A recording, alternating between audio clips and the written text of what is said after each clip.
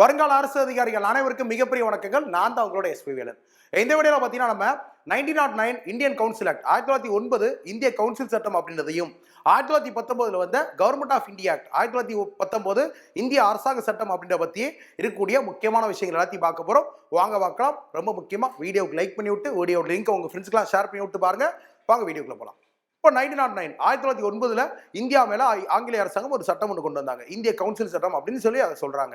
ரொம்ப முக்கியமாக பார்க்கும்போது இந்த கவுன்சில் சட்டத்துக்கு இன்னொரு பேர் என்ன அப்படின்னா மார்லி மின்டோ ரிஃபார்ம், அதாவது மார்லி மின்டோ சீர்திருத்தம் அப்படின்னு சொல்லி அழைக்கப்படும். ஏன் அப்படின்னா அந்த சட்டம் அப்படின்றது அந்த நேரத்தில் மார்லின்ற செக்ரட்டரி ஆஃப் ஸ்டேட் அப்படின்றவராலும் மின்டோ அப்படின்ற இந்தியாவோட வைஸ்ராயாக இருந்த இவராலும் கொண்டு வரப்பட்டுச்சு. அதனால இந்த சட்டத்துக்கு இன்னொரு பெயர் மார்லி மின்டோ சீர்திருத்தம் அப்படின்னு சொல்லி நமக்கு அழைக்கப்படுது. இந்த சட்டத்துல இஸ்லாமியர்களுக்கு தனி தொகுதிகள், அதாவது செப்பரேட் எலக்டோரேட் அப்படின்றது வழங்கப்பட்டுச்சு.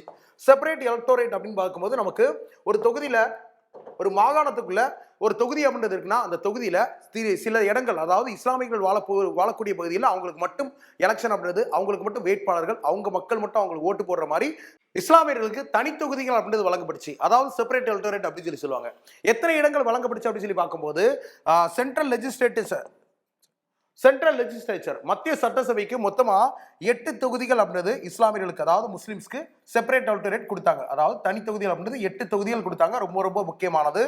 மாகாணங்களுக்கு தனியாக கொடுத்தாங்க. இப்போ மெட்ராஸ் மாகாணத்துக்கு வந்து பார்த்தீங்கன்னா ஒரு 4 இடங்கள் அப்படின்றதும், பம்பாய் மாகாணத்துக்கு ஒரு 4 இடங்கள், பெங்கால் மாகாணம் சொல்லி பார்க்கும்போது அந்த மாகாணத்துக்குள்ள ஒரு 5 இடங்கள், இந்த மாதிரி மாகாணங்களுக்கு தனித்தனியாக கொடுக்கப்பட்டுச்சு.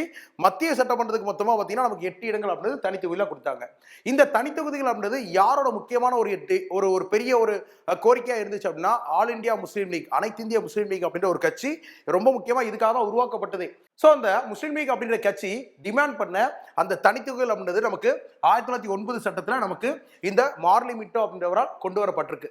ரொம்ப முக்கியமாக பார்க்கும்போது இப்போ நமக்கு இந்த தனித்தொகுதிகள் அப்படின்றது எதை குறிக்கக்கூடியது அப்படின்னா செப்பரேட்டா ஒரு கம்யூனிட்டிக்கு மட்டும் இருக்கக்கூடிய ஒரு ரெப்ரசன்டேஷனை குறிக்கக்கூடியது. அப்படி இருக்கும்போது நமக்கு கம்யூனல் ரெப்ரசன்டேஷன் அப்படின்னு சொல்லி சொல்லுவாங்க, அதாவது வகுப்புவாத பிரதிநிதித்துவம் அப்படின்னு சொல்லி சொல்லுவாங்க. இந்த வகுப்புவாத பிரதிநிதித்துவம் அப்படின்றதுக்கு இந்தியாவில் தந்தை யார் அப்படின்னு சொல்லி பார்க்கும்போது ஃபாதர் ஆஃப் கம்யூனல் ரெப்ரசன்டேஷன் யாருன்னு சொல்லி ஒரு கொஸ்டின் கேட்டாங்க அப்படின்னா வகுப்புவாத பிரதிநிதித்துவம் தந்தை அப்படின்றவர் நமக்கு அந்த நேரத்தில் வைஸ்ராயா இருந்த மின்டோ அவர்கள் தான் நமக்கு வகுப்புவாத பிரதிநிதித்துவத்தின் தந்தை அப்படின்னு சொல்லி அறியப்படுறாங்க. ஸோ இந்த பாயிண்ட்ஸ் அப்படின்றது எல்லாமே நமக்கு எக்ஸாம் பாயிண்ட் ஆஃப்ல 1909 சட்டத்தை வச்சு ரொம்ப முக்கியமாக கேட்கக்கூடிய விஷயங்கள். நெக்ஸ்ட் நம்ம வந்து 1919 சட்டம் 1919 ஆக்ட்ல வந்து கேட்கப்பட்ட முக்கியமான விஷயங்கள் அப்படின்றது பார்க்க போறோம். இப்போ 1919 இந்திய அரசாங்க சட்டம் கவர்மெண்ட் ஆஃப் இந்தியா ஆக்ட் அப்படி சொல்லி வரும்போது ரொம்ப முக்கியமாக பார்த்துக்கும் போது நமக்கு இந்த நேரத்தில் 1914 இருந்து 1918 நமக்கு ஃபர்ஸ்ட் வேர்ல்டு வார், முதலாவது உலக போர் அப்படின்றது நடைமுறையில் இருந்திருக்கும். இந்த முதலாவது உலக போர் நேரத்தில் இந்தியாவில் 1914 நமக்கு ஹோம் ரூல் மூவ்மெண்ட், அதாவது தன்னாட்சி இயக்கம் அப்படின்ற ஒரு பெரிய இயக்கம், அன்னிவசன்ட் அம்மையார் அவர்கள், பாலங்கா திலகர் போன்ற தலைவர்கள் நிறுவப்பட்டு ஒரு பெரிய வெற்றி அடைஞ்சிருக்கும். அந்த வெற்றியின் முடிவில் 1917 நமக்கு ஆகஸ்ட் 20ஆம் தேதி ஆகஸ்ட் டிக்ளரேஷன் அப்படின்ற ஒரு விஷயம் வந்திருக்கும். ஓகேவா? எதனால அப்படி சொல்லி பார்க்கும்போது இந்த தன்னாட்சி இயக்கத்தை நிறுத்துறதுக்கு ஆங்கிலேயர்கள் வந்து பார்த்தீங்கன்னா உங்களுக்கு என்ன தேவையா இருக்குது அப்படின்னு சொல்லி கேட்கும்போது நமக்கு வந்து சுயராஜ்யம் வேண்டும், தன்னாட்சி வேண்டும் அப்படின்னு சொல்லி கேட்பாங்க. அந்த தன்னாட்சி தரம் சொல்லிட்டு நமக்கு வந்து அந்த நேரத்தில் செக்ரட்டரி ஆஃப் ஸ்டேட்டா இருந்த மான்டேக் அப்படின்றவர் நமக்கு வந்து ஒரு உறுதிமொழி கொடுத்திருப்பார். அதை தான் நம்ம ஆகஸ்ட் அறிக்கை, ஆகஸ்ட் டிக்ளரேஷன் அப்படின்னு சொல்லி சொல்றோம். இப்போ இந்த ஆகஸ்ட் டிக்ளரேஷன் வச்சு நமக்கு பிற்காலத்தில் 1919 சட்டம் அப்படின்னு கொண்டு வரப்படுது. இந்த சட்டத்தில் நமக்கு என்ன தரன்னு சொல்லியிருக்காங்க, அதாவது இந்தியர்கள் அப்படின்னவங்க தன்னாட்சி இயக்கத்தை நிறுத்தணும், உங்களுக்கு நாங்கள் தன்னாட்சி தரோம் அப்படின்னு சொல்லி வரக்கூடிய சட்டத்தில் நாங்கள் உங்களுக்கு தன்னாட்சி தரோம், அதனால இதை வந்து நிறுத்திக்கோங்க அப்படின்னு சொல்லி 1917 ஆகஸ்ட் 20ஆம் தேதி போடப்பட்ட ஆகஸ்ட் டிக்ளரேஷன், ஆகஸ்ட் அறிக்கை அப்படின்றது. அப்படி இருக்கும்போது நமக்கு இப்போ 1919 சட்டம் அப்படின்றது வருது. இந்த சட்டத்துக்கு இன்னொரு பெயர் அப்படின்னு சொல்லி பார்க்கும்போது இந்த சட்டத்தோட இன்னொரு பேர் அப்படின்றது மான்டேக் செம்ஸ்ஃபோர்ட் ரிஃபார்ம் அப்படின்னு சொல்லி சொல்லுவாங்க. மான்டேக் செம்ஸ்ஃபோர்ட் ரிஃபார்ம் அப்படின்னு சொல்லி சொல்லுவாங்க. மான்டேக் செம்ஸ்ஃபோர்ட் சீர்திருத்தம் அப்படின்னு சொல்லி சொல்லுவாங்க. ஏன் அப்படி சொல்லி சொல்லும் போது அந்த நேரத்தில் செக்ரட்டரி ஆஃப் ஸ்டேட்டா இருந்த மான்டேக் அப்படின்றவராலும் அந்த நேரத்தில் இந்தியாவோட வைஸ்ராய் அரச பிரதியாக இருந்த செம்ஸ்ஃபோர்ட் அப்படின்றவராலும் இந்த சட்டம் அப்படின்னு கொண்டு வரப்பட்டுச்சு. அதனால இந்த 1919 இந்திய அரசாங்க சட்டத்துக்கு இன்னொரு பேர் மான்டேக் செம்ஸ்ஃபோர்ட் சீர்திருத்தம் அப்படின்னு அழைக்கப்படுது. ரொம்ப முக்கியமா இந்த சட்டத்துல வந்த உடனே நமக்கு என்ன தரன்னு சொல்லி சொல்றாங்க, நமக்கு தன்னாட்சி, அதாவது மாகாணங்களை ஆளக்கூடிய உரிமையை இந்தியர்களுக்கே தரப்படும் அப்படின்னு சொல்லி சொன்னாங்க. மாகாணங்களை ஆளக்கூடியது அப்படின்னு சொல்லி பார்க்கும்போது இப்போ ஒரு மாகாணத்துல ஒரு அரசாங்கம் ஒன்று இருக்கு அப்படின்னா அதுக்கு ஒரு முதலமைச்சர் இருக்காருன்னா இங்க கூடிய அனைத்து அதிகாரங்களும் அந்த முதலமைச்சர் கொடுக்கப்படும். அந்த முதலமைச்சர் யாரா இருப்பா, ஒரு இந்தியரா இருப்பார். ஏன்னா அந்த காலத்துல ஃபுல்லா ஆங்கிலேயர்கள் இங்க இருந்து நிர்வாகத்தெல்லாம் அவங்க தான் கையில வச்சிருந்தாங்க. இதை நம்ம கேட்டோம், அதான் இந்தியர்கள் கேட்டோம், இதுதான் நம்ம சுயராஜ்யம் தன்னாட்சி அப்படின்னு சொல்லி வேற பேர்ல சொல்லிட்டு இருக்கோம். அப்படி இருக்கும்போது நமக்கு தன்னாட்சி தரன்னு சொல்லி நமக்கு உறுதிமொழி கொடுத்திருக்காங்க. ஆனா 1919 சட்டம் வருது.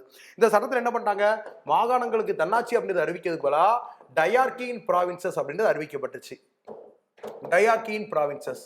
டயார்கி அப்படின்னா என்னது, நம்ம கேட்டது தன்னாட்சி, ஆனா அவங்க கொடுத்தது இரட்டையாட்சி. இரட்டையாட்சி எங்க இரட்டையாட்சி அப்படின்றது, மாகாணங்களில் இரட்டையாட்சி அப்படின்றது நமக்கு நடைமுறைக்கு வரப்பட்டுச்சு. இப்போ இரட்டையாட்சினா என்னன்னு சொல்லி நிறைய பேருக்கு டவுட்ஸ் இருக்கும். நல்லா கவனிச்சு. இப்போ மெட்ராஸ் அப்படின்னு சொல்லி ஒரு மாகாணம் இருக்குன்னு வச்சுக்கோங்களேன். இந்த மெட்ராஸ் ப்ராவின்ஸோட அதிகாரங்கள் இருக்குல்ல, அதாவது ஒரு அரசாங்கத்துக்கு கீழே கூடிய அதிகாரங்கள் இப்போ நமக்கு நிறைய விஷயங்கள் இருக்கு. பள்ளி கல்வித்துறை, கால்நடைத்துறை, இப்போ மீன்வளத்துறை அப்படின்னு சொல்லி நமக்கு நிறைய துறைகள் இருக்கா. இந்த மாதிரி அரசாங்க துறைகள் எல்லாத்தையுமே ரெண்டா பிரிச்சிருவாங்க. ஓகே, ஒன்று வந்து பார்த்தீங்கன்னா நமக்கு ரிசர்வ் லிஸ்ட், அதாவது ரிசர்வ் அப்படின்னா ஒதுக்கப்பட்டது. ஸோ ஒதுக்கப்பட்ட துறை அப்படின்னு சொல்லி பிரிச்சிருவாங்க. இன்னொன்று வந்து பார்க்கும்போது நமக்கு டிரான்ஸ்ஃபர் லிஸ்ட். டிரான்ஸ்ஃபர் லிஸ்ட் அப்படின்னு சொல்லி பார்க்கும்போது இதுக்கு மாற்றப்பட்ட துறைகள் அப்படின்னு சொல்லி ரெண்டா பிரிக்கப்பட்டிரும். இப்போ இந்த ஒதுக்கப்பட்ட துறைக்கு யார் ஹெட்டா இருப்பா அப்படின்னா, ஒரு பிரிட்டிஷ் கவர்னர் வந்து ஹெட்டா இருப்பார், ஒரு ஆங்கிலேய ஆளுநர் வந்து ஹெட்டா இருப்பார். அதுவே இந்த மாற்றப்பட்ட துறைகளுக்கு யார் ஹெட்டா இருப்பானா, ஒரு இந்தியன் சிஎம், ஓகே, ஒரு இந்திய முதலமைச்சர் ஹெட்டா இருப்பார். இந்திய முதலமைச்சர், நமக்கு இந்திய முதலமைச்சர் கான்செப்டே கிடையாது அப்படின்னு சொல்லி வரும்போது தான் ரொம்ப முக்கியமா இந்த சட்டத்தில் அறிவிக்கப்பட்ட இன்னொரு முக்கியமான விஷயம் என்ன அப்படின்னா, டைரக்ட் எலெக்ஷன்ஸ். அதாவது இந்தியாவில் நேரடி தேர்தல்கள் அப்படின்றது நமக்கு நடைமுறைப்படுத்தப்படும். இனிமேல் இந்தியாவில் வந்து நேரடியாக ஒரு தேர்தல் நடத்தப்படும். அதில் ஒரு இந்தியரை வந்து அந்த மக்கள் தேர்வு செய்யலாம். அந்த இந்தியர் அப்படின்றவர் அந்த மாகாணத்தில் மாற்றப்பட்ட துறைகளுக்கு தலைமையாக இருந்து அந்த நிர்வாகத்தை எல்லாத்தையும் பார்க்கலாம் அப்படின்னு சொல்லி சொல்லப்படுச்சு. அப்படி இருக்கும்போது நம்ம கேட்டது என்ன, நம்ம கேட்டது இங்கே இருக்கக்கூடிய ஒட்டுமொத்த அதிகாரங்கள், அதாவது இந்த ரிசர்வ் லிஸ்ட் அப்படின்னு சொல்லி எடுத்து பார்க்கும்போது நமக்கு இதில் ரொம்ப முக்கியமாக நமக்கு வந்து இப்போ ரொம்ப மேஜராக இருக்கக்கூடிய பவர்ஸாக இருக்கக்கூடிய டிஃபென்ஸ் அப்படின்றது, பாதுகாப்புத்துறை, ஃபினான்ஸ், நிதித்துறை, இந்த மாதிரி நல்ல நல்ல துறைகளை எல்லாத்தையுமே அவங்க பக்கம் வச்சுக்கிறாங்க. அதாவது பிரிட்டிஷ் கவர்னர் கீழே ரிசர்வ் லிஸ்ட் கீழே வச்சுக்கிறாங்க. அதுவே இந்தியர்கள்ட்ட தரக்கூடிய பவர்ஸ் அப்படின்னு பார்க்கும்போது அதிகாரங்கள் கொஞ்சம் கம்மியாக இருக்கக்கூடிய, பவர்ஸ் கொஞ்சம் கம்மியாக இருக்கக்கூடிய எஜுகேஷன் அப்படின்றது, டிரான்ஸ்போர்ட், ஹெல்த், சுகாதாரம், இந்த மாதிரி ஓரளவுக்கு அதிகாரங்கள் கம்மியாக இருக்கக்கூடிய பவர்ஸ் மட்டுமே நம்ம கிட்ட கொடுக்குறாங்க. அதுதான் நம்ம மாற்றப்பட்ட துறைக்கு சொல்றாங்க. மாற்றப்பட்ட துறைக்கு ஒரு இந்தியன் சிஎம் இருக்கிறார். நம்ம கேட்டது என்னது, ஒட்டுமொத்த அதிகாரங்கள் அப்படின்றது இந்தியர்களுக்கு வேணும். அதாவது மாகாணத்தோட ஒட்டுமொத்த அதிகாரமும் இந்தியர்களுக்கு வேணும் சொல்லி நம்ம கேட்டிருப்போம். ஆனா அவங்க நமக்கு என்ன கொடுத்திருக்காங்க, இரட்டையாட்சி அப்படின்றது கொடுத்திருக்காங்க. அதுவும் எங்க, மாகாணங்கள்ல இருக்கக்கூடிய அதிகாரங்கள் எல்லாத்தையுமே இரட்டையாட்சி அப்படின்றது கொடுக்கப்பட்டுச்சு. அப்படி இருக்கும்போது இங்க மிக பெரும் கட்சியா இருக்கக்கூடிய இந்திய தேசிய காங்கிரஸ் அப்படின்னு ஒரு கட்சி இருந்துச்சா. இந்த இந்திய தேசிய காங்கிரஸ் என்ன சொல்றாங்க, இனிமேல் இந்தியாவில் இருக்கக்கூடிய மாகாணங்கள், அதாவது மெட்ராஸ், பம்பாய், பெங்கால்ல இருக்கக்கூடிய மாகாணங்கள் நடக்கக்கூடிய நேரடி தேர்தல்களை நாங்க பங்கேற்க மாட்டோம். எப்போ வரைக்கும் பங்கேற்க மாட்டோம், நாங்க பார்ட்டிசிபேட் பண்ண மாட்டோம் சொல்லி சொல்றாங்க. எப்போ வரைக்கும் இந்த டயார்கி, அதாவது ப்ராவின்சஸ்ல இருக்கக்கூடிய டயார்கி அப்படின்றது ஒழிக்கப்படும் வரை நாங்க இங்க நடக்கக்கூடிய தேர்தல் எதிலையும் பங்கேற்க மாட்டோம் அப்படின்னு சொல்லி காங்கிரஸ் அறிவிச்சிருச்சு. அப்போ அந்த டயார்கி அப்படின்றது நமக்கு எப்போ சார் ஒழிக்கப்பட்டுச்சு அப்படின்னு சொல்லி பார்க்கும்போது 1935 1935 ஒரு சட்டம் அப்படின்றது கவர்மெண்ட் ஆஃப் இந்தியா ஆக்ட் ஒன்று வரும், இந்திய அரசாங்க சட்டம். அந்த சட்டத்துல இந்த இரட்டையாட்சி அப்படின்றது ஒழிக்கப்பட்டிருக்கும். மாகாணங்கள் இருக்கக்கூடிய இரட்டையாட்சி அப்படின்றது ஒழிக்கப்பட்டிருக்கும். அதுக்கப்புறம் தான் காங்கிரஸ் அப்படின்றது 1937 முதல்ல தேர்தல் அப்படின்றது நின்று ஜெயிச்சு அரசாங்கம் அப்படின்லாம் உருவாக்கி இருப்பாங்க. அது வேற ஒரு ஹிஸ்டரி. அப்படி இருக்கும்போது இதுல இருக்கக்கூடிய வேற என்ன விஷயங்கள் ரொம்ப முக்கியமானது அப்படின்னு சொல்லி பார்க்கும்போது, பப்ளிக் சர்வீஸ் கமிஷன், பொதுப்பணித்துறைகள் அப்படின்றதெல்லாம் உருவாக்கலாம் அப்படின்ற மாதிரி ஒரு சட்டம் அப்படின்றது கொண்டு வரப்பட்டுச்சு. ரொம்ப முக்கியமா இதுக்காக போடப்பட்ட கமிட்டி என்ன கமிட்டி அப்படின்னா, லீக் கமிட்டி அப்படின்ற ஒரு கமிட்டி, இதுக்காக அமைக்கப்பட்ட ஒரு கமிட்டி. அதுபோக நமக்கு இந்த சட்டத்துல பை கேமரல் லெஜிஸ்லேச்சர்ஸ், அதாவது நமக்கு பை அப்படின்னா ரெண்டு அப்படின்னு சொல்லி சொல்லுவோமா, பை கேமரல் லெஜிஸ்லேச்சர்ஸ் அப்படின்னா சட்டமன்றங்கள்ல இரு அவை முறை அப்படின்னு கொண்டு வரப்பட்டுச்சு. இரு அவை முறை, அதாவது இப்ப நமக்கு பார்லிமெண்ட் எடுத்துக்கோமா, சிம்பிளா எடுத்துக்கிட்டோம் அப்படின்னா பார்லிமெண்ட் எடுத்துக்கிட்டோம், நமக்கு லோக்சபா, ராஜ்யசபா ரெண்டு இருக்கு. இப்போ ஒரு மாநிலம் அப்படின்னு எடுத்து பார்க்கும்போது, ஒரு எக்ஸாம்பிளுக்கு இப்போ நம்ம ஆந்திராவை எடுத்துக்கலாமே, ஆந்திராவோட சட்டமன்றம் அப்படின்னு ஒன்று இருக்கு, அது மாதிரியே சட்ட மேலவை அப்படின்னு ஒன்று இருக்கு. ஸோ நமக்கு தமிழ்நாட்டில் சட்டமன்றம் மட்டும் இருக்கிறதுனால அந்த சட்ட மேலவை பற்றி பெருசாக தெரியாமல் இருக்குது. ஒரு காலத்தில் இருந்துச்சு, அது பிற்காலத்தில் எம்ஜிஆர் காலத்தில் அதுவும் ஒழிக்கப்பட்டுருச்சு. ஸோ இப்போ ஒரு ஸ்டேட்டை பொறுத்த வரைக்கும் நமக்கு ஸ்டேட் லெஜிஸ்லேட்டிவ் அசம்பிளி சட்டமன்றம் அப்படின்றது, அப்புறம் ஸ்டேட் லெஜிஸ்லேட்டிவ் கவுன்சில் சட்ட மேலவை அப்படின்றது, இந்த மாதிரி இருக்கக்கூடிய சட்டமன்றங்கள், இந்த அவைகள் எல்லாத்திலுமே இரு அவை முறை அப்படின்றது இந்த 1919 சட்டத்தில் நமக்கு கொண்டு வரப்பட்டுச்சு. இப்போ நம்ம பார்த்த விஷயங்கள் எல்லாமே நமக்கு எக்ஸாம் பாயிண்ட் ஆஃப் வியூல ரிப்பீட்டடா கேட்டிருக்கக்கூடிய விஷயங்கள். சோ இந்த மாதிரி ஜிஎஸ் அப்படின்றது நீங்க ஸ்ட்ராங் ஆகணும் அப்படின்னா நம்மளோட வரண்டரேஸ்ல இணையறதுக்கு கீழே கூடிய வெப்சைட் லிங்க் அப்படின்றத யூஸ் பண்ணிக்கோங்க. வீடியோ ஃபுல்லா பாருங்க. சோ இத மாதிரியே இன்னொரு நல்ல வீடியோ நம்ம சந்திப்போம். தேங்க்யூ எல்லாருக்கும். பாய்.